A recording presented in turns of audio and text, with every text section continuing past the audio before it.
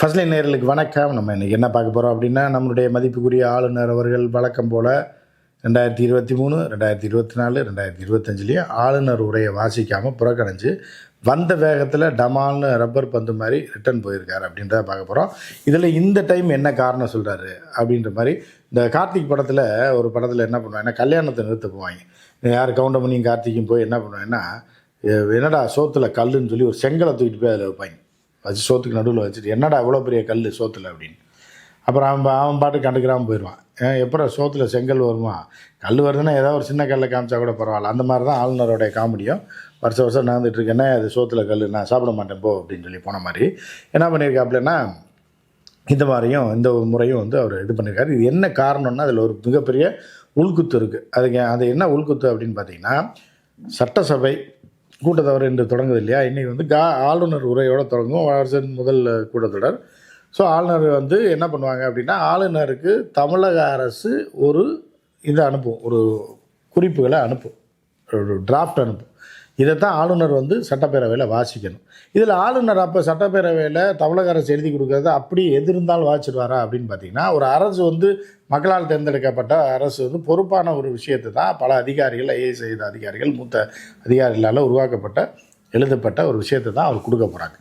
அதில் ஏதாவது ஆளுநருக்கு டவுட் இருந்ததுன்னா அவர் என்ன பண்ணணும்னா, அதை மீண்டும் தமிழக அரசுக்கு அனுப்பி இந்தந்த இடத்துல சில சேஞ்சஸ் பண்ணிங்கன்னா நல்லாயிருக்கும், அது வந்து நான் வாசிக்க முடியாது, இல்லை வாசிப்பதில் எனக்கு கொஞ்சம் இது இருக்குது, அதனால் இதை மாற்றுங்கன்னு சொல்லி அவர் கோரலாம் மீண்டும். ஆனால் அவரே அடித்தம் திருத்தம் பண்ணி வேறு எதையும் அதில் சேர்க்க முடியாது. தமிழக அரசு என்ன கொடுக்குதோ, தமிழக அரசு என்ன அனுப்புதோ அதில் மாற்றங்கள் வேண்டும் என்று வேணால் கோரிக்கை வைக்கலாம். மீண்டும் அது வந்ததுன்னா தமிழக அரசு நினைத்தால் அதை மாற்றி திருப்பி அனுப்புவாங்க. இல்லைன்னா மாற்றம் செய்ய நாங்கள் விரும்பவில்லை, இதை நீங்கள் அப்படியே படிக்கவும் சொல்லி அனுப்புவாங்க. திருப்பியும் 2 முறை அவர் அனுப்பலாம். யார் ஆளுநர் வந்து 2 திருத்தங்களை பண்ணி அனுப்பலாம். அது உடனடியாக அவருக்கு சரி செய்து அனுப்பப்படும். அதைத்தான் வந்து ஆளுநர் இந்த முதல் கூட்டத்தொடரில் சட்டப்பேரவைக்கு வருவார். சட்டப்பேரவைக்கு வந்தவுடனே அவருக்கு ஒரு ஜெனரல் சர்டிஃபிகேட் கொடுத்து, அவரை ஒரு காவல்துறை மரியாதையோடு வரவேற்று பூங்கொத்தெல்லாம் கொடுத்து சபாநாயகர் வரவேற்பார். அப்புறம் போய் இந்த அவையில் வந்து அரசு சார்பில் ஆளுநர் அதை வாசிப்பார். இதுதான் மரபு. அதே மாதிரி நாடாளுமன்றத்தில் பொறுத்தளவுக்கு அந்த கட்சி, அந்த எந்த கட்சி ஆட்சி செய்கிறதோ, அந்த ஆட்சியாளர்கள் என்ன எழுதி கொடுக்குறார்களோ அதைத்தான் ஜனாதிபதியை வாசிக்க முடியும். ஜனாதிபதியை அதில் திருத்தங்கள் கொண்டு வந்து விட முடியாது. ஏதாவது திருத்தங்கள் வேண்டும் என்றால் அவர் மீண்டும் மத்திய அரசுக்கு தான் எழுதணும், இல்லைனா அந்த டிராஃப்டை திருப்பி அனுப்பி இந்த இடத்துல சேஞ்சஸ் இருக்குன்னு சொல்லணும். இதுதான் மரபு. அவராக ஜனாதிபதியாக இருந்தாலும் அந்த உரையில் அவர் திருத்தம் செய்ய முடியாது. இதுதான் அரசியல் சட்டத்தில் சொல்லுது. ஸோ இந்த ஆளுநர் என்ன பண்ணுறாரு அப்படின்னா, 2023 ஒரு பண்ண கொலைக்கூத்து என்ன அப்படின்னு பார்த்தீங்கன்னா, பெரியார்ன்ற பேர் அதில் இருந்திருக்கு, அதை வாசிக்கவே இல்லை. ஏன்னா அதே மாதிரி திராவிட அரசு, திராவிட மாடல் அரசுன்னு அதில் இருக்குது, அதையும் அவர் வாசிக்கலை. இவருக்கு சம்பளம் கொடுக்கறது, சாப்பாடு போடுறது, தங்குற இடத்தோட செலவு, இவர் போகிற காரு, ட்ரெஸ்ஸு, எல்லாமே வந்து யார் செலவு பண்ணுறார்? தமிழக அரசு. தமிழக அரசு கொடுக்குற சம்பளத்தில் தான் கவர்னர் வாழ்ந்து கொண்டிருக்கிறார். தமிழக அரசு என்ன சொல்கிறதோ அதைத்தான் இவர் சட்டப்பேரவையில் பேச முடியும். அரசியல் சட்டப்படியே அப்படி தான் பேச முடியும். ஆனால் இவர் வந்ததுக்கு அப்புறம் தான் இந்த மாதிரியான ஒரு டுபாக்கூர் வேலைகள் அங்கே நடந்து கொண்டிருக்கிறது. 2023 வந்து என்ன பண்ணுறாருன்னா, பெரியார் பேரை எடுத்துகிட்டு விவேகானந்தர் பேரை சேர்க்கிறார், சம்மந்தமே இல்லாமல். ஏன்னா இவருக்கு அதுக்கு அதிகாரமே கிடையாது, சட்டத்தில் இடம் கிடையாது. அதனால் அது கண்டிக்கப்பட்டது, அது இது பண்ணப்பட்டது, அந்த உரையிலிருந்து நீக்கப்பட்டது 2023. 2024 இதே வேலையை தான் செஞ்சார். என்ன செஞ்சார் அப்படின்னா, இந்த சோத்தில் கல் இருக்குது, என்னடா இது அப்படின்ற மாதிரி என்ன பண்ணார், செங்கலை தூக்கி அவரே சோத்தில் வச்சுட்டு, நான் சோத்தில் எவ்வளோ பெரிய கல் நாங்கள் எப்படி சாப்பிட்றது அப்படின்ற மாதிரி என்ன பண்ணுறாங்கன்னா, தேசிய கீதம் போடல எடுத்த உடனே. தமிழ்நாட்டு தமிழ்நாடு அரசு சட்டப்பேரவையில் கலைஞர் இருந்த காலத்திலும், ஜெயலலிதா அவர்கள் இருந்த காலத்திலும், எம்ஜிஆர் இருந்த காலத்தில், எல்லா காலத்திலும் என்னென்னா முதல்ல தமிழ்தாய் வாழ்த்து போட்டுட்டு தான் தொடங்குவாங்க, கடைசியில் தேசிய கீதம் போடுவாங்க.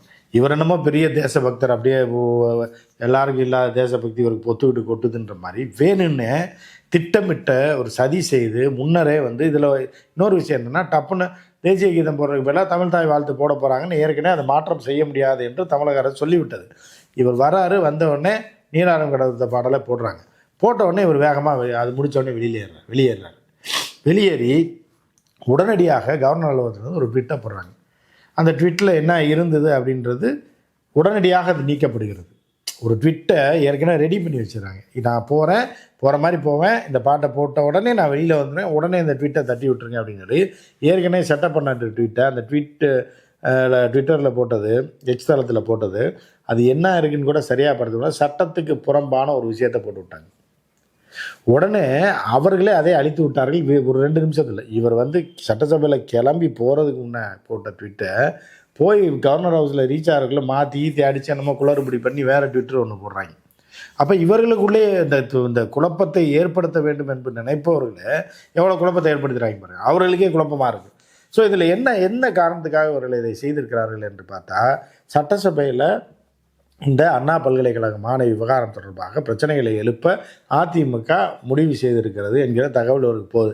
ஸோ அப்படி இருக்கும்போது தமிழக அரசு அதுக்கு என்ன பதில் கொடுக்க போகுது அப்படின்னா, என்ன செட்டப் பண்ணியிருந்தாங்கன்னா, இதற்கு முழுக்க ஆளுநர் தான் பொறுப்பு. ஏனென்றால் கல்லூரிகள் இது யூனிவர்சிட்டி ஃபுல்லாகவே ஆளுநர் கண்ட்ரோலில் தான் வருது. அவர் தான் வைஸ் சான்சலரை நியமிக்கணும்.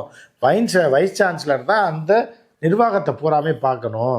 ஆனால் இந்த ஆளுநர் அண்ணா யூனிவர்சிட்டிக்கு 6 மாதமாக வைஸ் சான்சலர் போடாமல் வச்சுருக்காரு. அப்புறம் எப்படி அட்மினிஸ்ட்ரேஷன் நடக்கும்?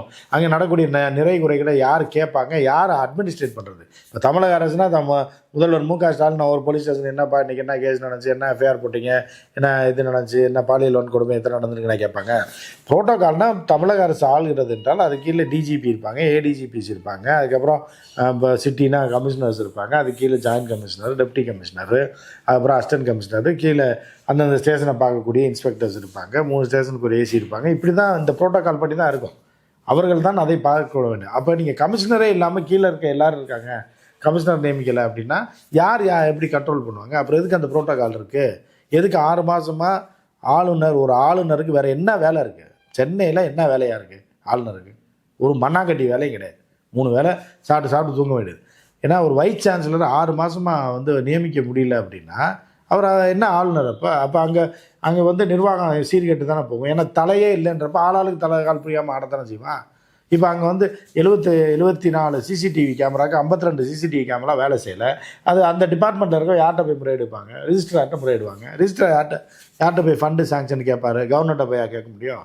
அவருக்கு மேலே இருக்க வைஸ் சான்சலர்கிட்ட தான் போய் கேட்க முடியும். வைஸ் சான்சலரே இல்லைங்கும் போது அந்த ஃபைல்கள் பூரா தேங்கும். இந்த குற்றச்செயல்கள்லேருந்து எல்லாமே நடக்க தான் செய்யும். இதை முதல்ல இந்த யூனிவர்சிட்டியில் நடந்த விவகாரத்துக்கு முக்கிய காரணமே கவர்னர் தான். அது தமிழக அரசுக்கும் அதற்கு பெரிய அளவு பொறுப்பு கிடையாது அப்படின்னு சொன்ன நம்ம தான் ஃபஸ்ட்டு அதை போட்டோம்.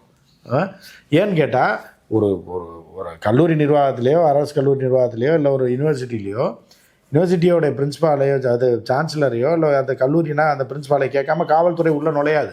அது மாணவர்களிடையே பெரிய பிரச்சனையை கொந்தளிப்பை ஏற்படுத்திடும். அது கல்லூரி படித்தவர்கள் அனைவருக்கும் தெரியும். ஏன்னா ஸோ வந்து அப்படி இருக்கும்போது அதுக்கு தலையே இல்லைன்னா யார்கிட்ட போய் என்ன பண்ண முடியும்? போலீஸ் ரோந்தா போக முடியும்ல? அதுக்கு வந்து எந்த யூனிவர்சிட்டி எந்த காலேஜ் அனுமதி கொடுத்துருக்கு? எதுவுமே கிடையாது. அதாவது என்னென்னா, இந்த கல்பிரிட்டை பிடிச்சது வச்சது கிரைமு அதுன்றது வேறு. அது காவல்துறையோட கண்ட்ரோலுக்கு வரும். ஒரு கல்லூரி ஒரு யூனிவர்சிட்டி கேம்பஸ்குள்ளே இருட்டுக்குள்ளே இது தொடர்ந்து நடந்து கொண்டிருக்கிறது. எப்படி வந்து அந்த வார்டன் ஏன் கண்டிக்கலை? வார்டன் எப்படி 8 மணிக்கு மேலே அந்த பாப்பா வெளியே விட்டார்? எப்படி அந்த பையன் அங்கேயே தங்கி இருக்கிறவன் ஒரு ஆணும் பெண்ணும் இருட்டுக்குள்ளே என்ன பண்ணாங்க அப்படின்றதெல்லாம் யார் கட்டுப்பாட்டுக்குள்ளே வரும்? வார்டன் கட்டுப்பாட்டில் வரும். இப்போ இந்த வார்டனுக்கு ஏதாவது சந்தேகங்கள் இருக்குது, ஏதாவது இருக்குது, இந்த கேமரா வேலை செய்யலை, பாதுகாப்பு போடணும், இல்லை காவல்துறை அழைக்கணும் அப்படின்னா அவர் யார்கிட்ட போய் சொல்லுவார்? ரிஜிஸ்ட்ரார்கிட்ட சொல்லணும். ரிஜிஸ்ட்ரார் யார்கிட்ட சொல்லுவார்னா வைஸ் சான்சலர் சொல்லணும். அப்போ வைஸ் சான்சலரே போடாமல் வைத்திருக்கக்கூடிய ஆளுநர் அவர் தான் அதுக்கு பொறுப்பு. ஸோ அதைத்தான் இன்றைக்கி தமிழக அரசு எடுத்திருக்கோம். அதே மாதிரி தான் காங்கிரஸும் ஆளுநரை எடுத்து அந்த போராட்டத்தை தான் பண்ணுச்சு. சரிங்களா? ஆளுநர் ஏன் 6 மாதமாக போடாமல் வச்சுருக்காரு, ஏன் வைஸ் சான்சலர் போடாமல் வச்சுருக்காருன்னு கோஷம் எழுப்பி போராட்டத்தை பண்ணாங்க. ஸோ அது இப்போ இன்றைக்கி டிபேட்டில் வந்து ஆளுநர் ஏன் இந்த மாதிரி செய்யலை, 6 மாதமாக வைஸ் சான்சலர் போடாத காரணம் என்னன்னு டிபேட் பண்ணிடுவாங்க, அசிங்கமாயிருன்னு இருக்காங்க. இப்போ என்னென்னா கவர்மெண்ட் வர்சஸ் ஆளுநர்ன்ற மாதிரி கொண்டு வருவதற்காகத்தான் இப்போ ரவி வந்து இன்றைக்கி இந்த நாடகத்தை நடத்தி இருக்கிறார் அப்படின்றது தான் முக்கியமாக விஷயமாக பார்க்கப்படுது. அதிமுக கேட்ட கேள்விக்கு இந்த திமுக அரசு இதைத்தான் பதில் சொல்வதாக இருந்தது. ஆளுநர் தான் இதுக்கு முழுக்க பொறுப்பாக ஆக வேண்டும். ஏன்னா வைஸ் சான்சலரே போடாத ஆளுநரை வந்து நம்ம கண்டித்து தீர்மானம் போட்டிருப்பாங்க, இல்லை ஏதோ ஒன்று பண்ணியிருப்பாங்க. அதிலிருந்து தப்பியோடைய தலைமுறை வாரத்துக்காக ஆளுநர் இந்த தேசபக்தி வடையை சுட்டு எஸ்கேப் ஆகி போயிட்டார் அப்படின்னு பார்க்குது. அதுவும் ட்விட்டரும் ஏற்கனவே பிளான் பண்ணி போட்டதை கூட படித்து பார்க்காம போட்டிருக்காங்க அப்படின்றது அதில் தெரியுது. எனவே முழுக்க இது ஆளுநர் மேலே மிகப்பெரிய ஒரு இது இருக்குது. அவர் கட்டுப்பாட்டில் இருக்கக்கூடிய பகுதியில் நடந்ததுனால அவருக்கும் மிகப்பெரிய ஒரு பொறுப்பு இருக்கிறது அப்படின்றதில் மாற்றுக்கிறதே கிடையாது. அது மாதிரி வெளியில் நடந்த குற்றங்களுக்கும் அந்த கல்பிரிட் தொடர்பான விவகாரங்களுக்கும் அந்த காவல்துறை பொறுப்பு இருக்குது. தமிழக அரசை கண்டிக்கலாம். ஆனால் இந்த சம்பவம் நடந்திருக்கு முழுக்க இந்த காவல்துறையோட ஃபெயிலியர்னு நம்ம சொல்ல முடியாது. முழுக்க முழுக்க ஆளுநரோட ஃபெயிலியராக தான் இதை பார்க்கணும். மற்றும் ஒரு நிகழ்ச்சியில் சந்திப்போம். நன்றி, வணக்கம்.